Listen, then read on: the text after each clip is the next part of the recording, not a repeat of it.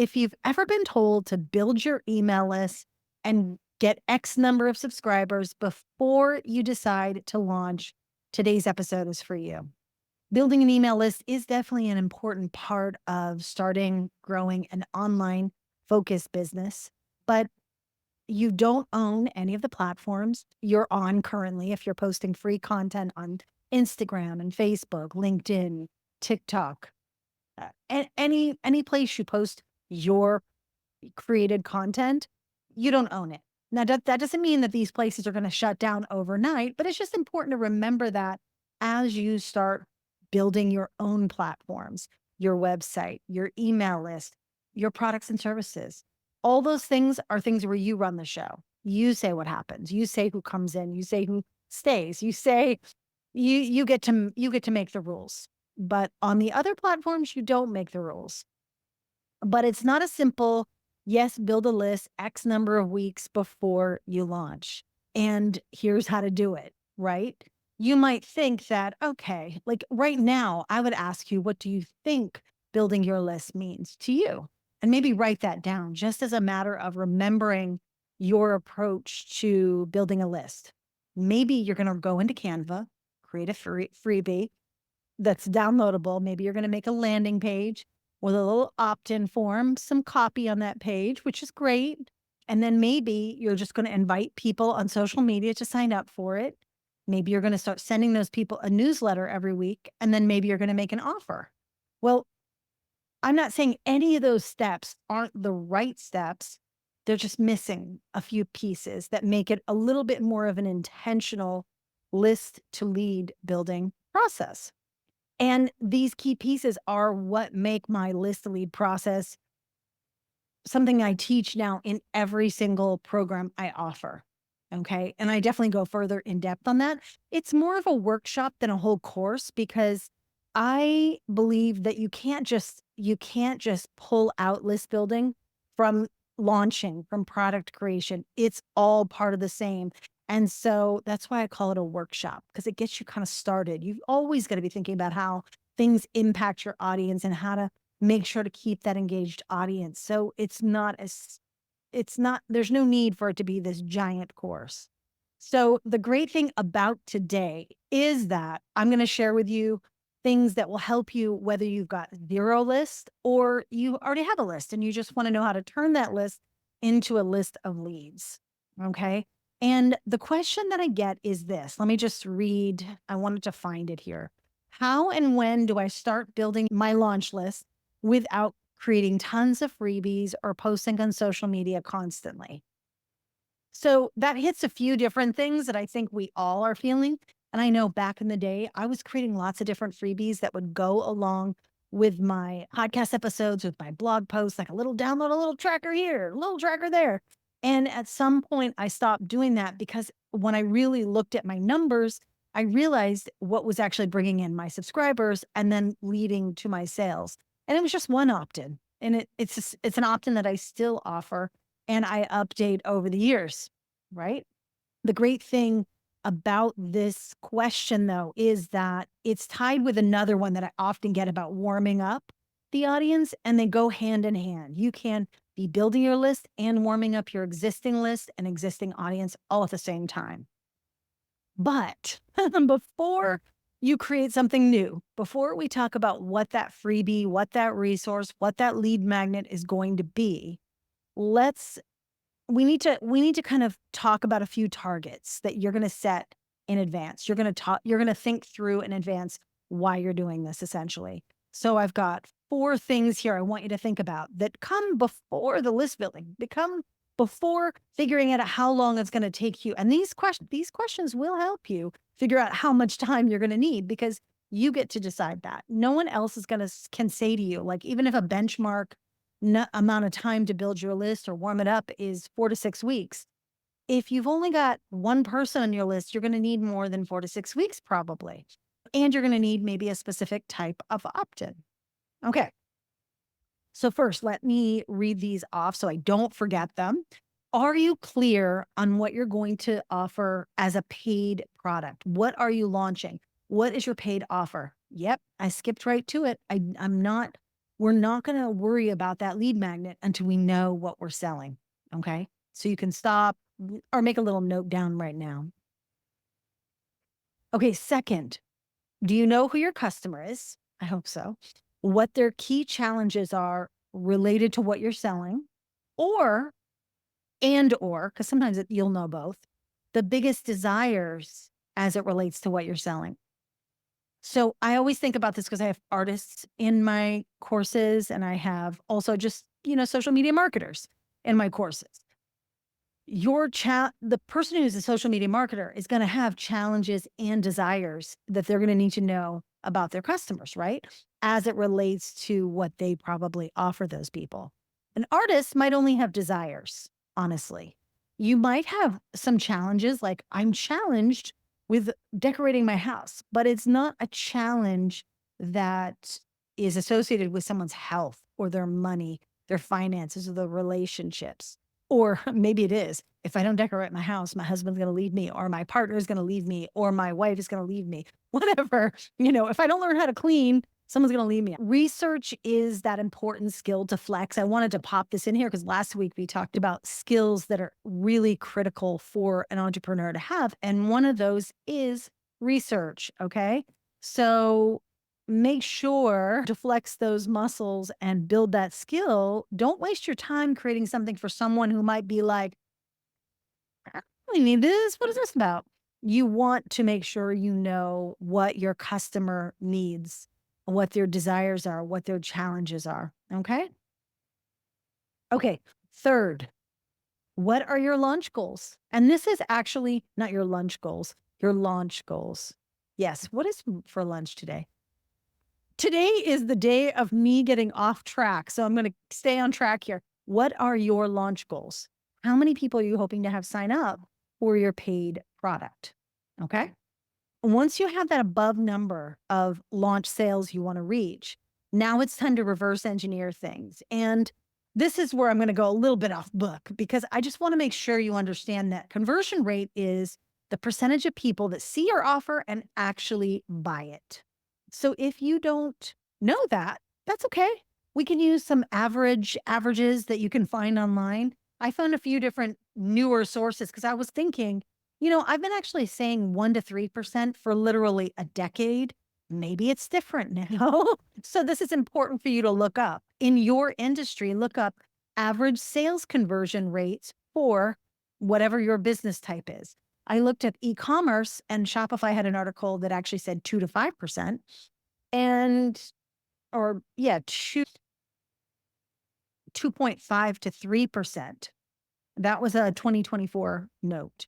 And then an average conversion rate for online sales, they had like a range, and it was everywhere from like 0.5%, which is a lower conversion rate, to I think 5%. So somewhere in the middle of that is where you want to shoot. Like 1% of the people who reach your site, see your offer, decide to buy. Okay. So that gives you a kind of a pretty good idea of how many people you might want to shoot for being on your list by the time you launch. Okay. Regardless, you may know what your own average conversion rate is if you've been in business a while. You might say, you know what, Ann? I do workshops and my conversion rate is like 20%. Great. That's great. That's amazing knowledge. And over time, you will have that knowledge as well. If you're starting new, though, I like to use what I call the worst case scenario conversion rate, which would be I would think 1% to 3%, 1%. Let's just choose 1%. And so then you're going to want to calculate how many people need to see your offer or be on your list in order to make the sales you want. So what that looks like, and I'll try to put it here on the screen, is let's say you want 20 sales. Okay. 20 sales is 1% of how many leads. Okay. So then that looks like 20 over like 20 divided by 0.01, meaning that's the 1%. And then you will get the total of 2,000. So you're going to need 2,000 leads to see that offer in order to likely get 20 sales. Now, of course I can't guarantee that. No one can.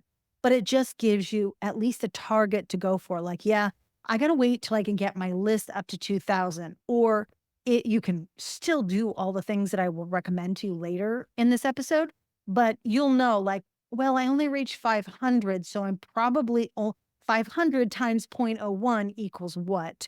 And maybe you'll only get 5 sales. I think that's what that is. But math, I went to an arts college, a communications college, and math was not one of our required, entry points into that, which that was amazing for me. Okay. Now, one thing I will say as a side note on this, there are so many touch points now and ways that people connect with us. And this is good for you because remember what I said about not owning those other platforms. That doesn't mean that they don't have influence on what you are offering and what you are selling. So count up the people you've got following you and regularly engaging with your content on Instagram. Do the same with Facebook. Do the same with TikTok, wherever you are, LinkedIn even. And think to yourself, oh, well, I've got another 1,000 people total through those things. And I've also got my list. And of course, you want to count for maybe 100, 200. It could actually be more, but you want to be on the lower side, the worst case scenario side. And the 200 people maybe that just happen upon your thing because the algorithm decided to serve it up to them. But regardless, do the math. The first math with your offer times, divided by 0.01%, let's just say, and then find out what that amount is, because still you'll be able to watch number of clicks on things. You'll be able to see how many people land on your checkout page or your sales page, whatever you're using. I want to say a total side note. If you are selling something, I do think long form sales pages have their place in the entire mix of things, especially if people need things to read and your ideal customer needs stuff to read. But you can also put that now, like even in Thrivecart, you can make a full sales page and then just have your checkout form below. Like it can still have all the information you need. So you don't necessarily need 2 separate pages. Samcart has that available kind of feature as well. So just know that you can have your standalone sales page that people click a button and they go to your checkout, but you can also have your checkout kind of be an enhanced checkout that looks more like a sales page. And that is not about list building, but it's always good. I'm trying to get you to tie back and forth using your list to lead to sales. List leads sales, list leads sales.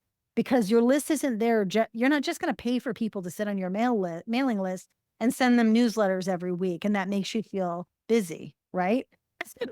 Hopefully they're going to take some action at some point. And even if it's not today, tomorrow, next week, or even until next year, you will have created a way for them to do that. And not everybody moves at the same pace when it comes to buying behaviors. So now you've done your research, you've done your math, time to create your freebie. Okay.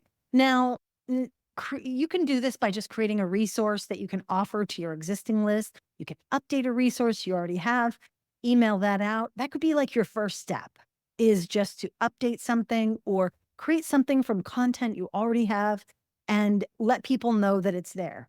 However, I want to encourage you to do something that's a little bit more powerful, something I'll talk about next week, and it's called an interactive event. Interactive event does not mean it needs to be live. It just needs to give the feeling that they are interacting with you. And whether we want to believe this or not, this is why evergreen webinars work. This is why email series work.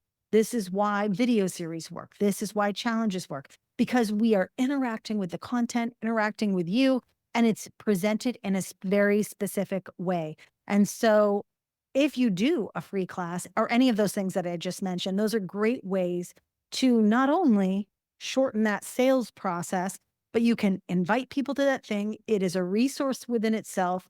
And then you can make an offer right during that, in quotes, event. Okay.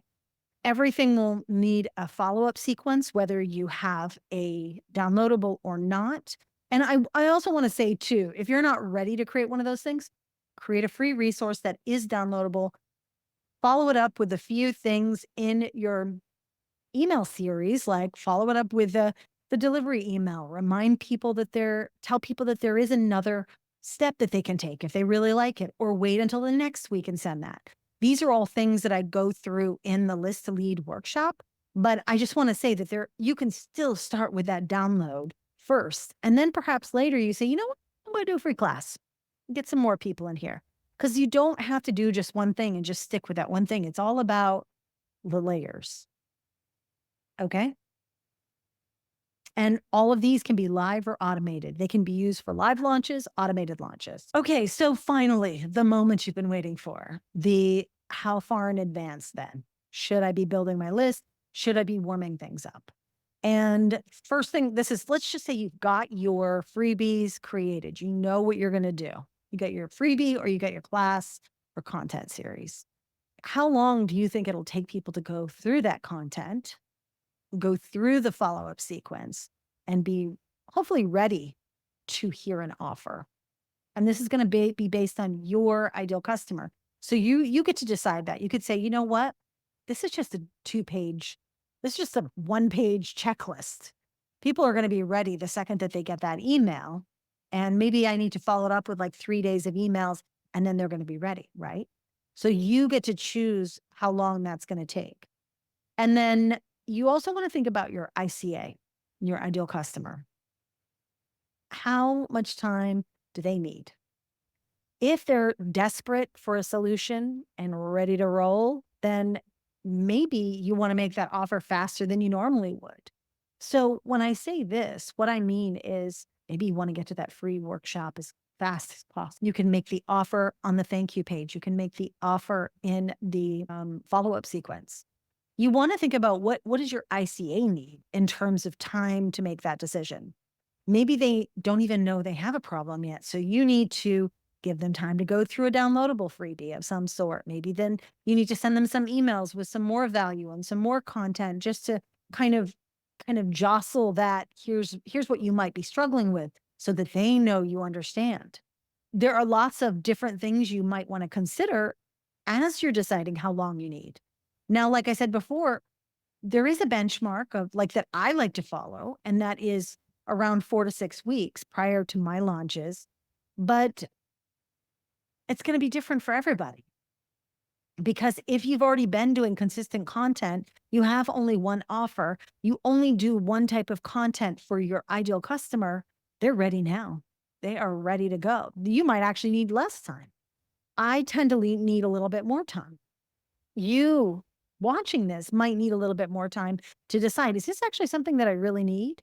I know I take a ton of time even making decisions about small purchases because time is important to me. So I'm like, am I wasting my time even looking at this? Feeling I know what this is, and it's probably this and this and the other thing. So you want to think through, what does your ideal customer need? And maybe talking to your ideal customer is a good first step, right? But building my list with a freebie, a resource, that's what I'll do first. I'll update a resource and that's specifically tied to what I'm offering. And then emails that start providing additional value, talking about some really key themes that are important as you lead up to your launch, and then making the offer on like a live class or in a recorded class, whatever I might decide to do at any given point. And that's it. It's of course about the freebie, the resource, the value, all bringing you closer and closer, connecting you with your ideal customers and making sure that they know for sure that A, you've solved this before for yourself or others, or that they're ready and they believe you and they believe in themselves, right? If you want to go into my full process for creating your list building system, you'll want to check out my Turn Your List to Leads course. And I've got a link below that I can share that with you. The updated version of this course goes live this week. So you get in early with a low kind of pre-enrollment fee if you want to check that out. Also, just check out the other ones down there too, because there might be another way that you can get into the course. And it's a more ongoing way if you want to join our Launch Growth Club, which is just a little mini membership. You pop in, we have co-working sessions, coaching, and it's a great place and it's small still. So this is a perfect time to join so you get all the support you need. Okay, So that's it, folks. Bottom line. This is my bottom line. Okay. If you're going to create a freebie or downloadable, it's got to be directly related to your program or the thing you're offering, or maybe a sample of that thing. If you're going to create a resource like a webinar or challenge or other type of content series, it should always lead to a call to action or a sales message like buy this now, sign up for this now, join me for, sign up for one of my clarity sessions. It doesn't have to be a paid offer necessarily, but you want to use their attention. They're there. They're ready to solve their problems. So now that is a really great time to make those offers. So that's it. You decide. Hopefully today was helpful. Let me know in the comments below and I will talk to you soon. Take care. Bye-bye.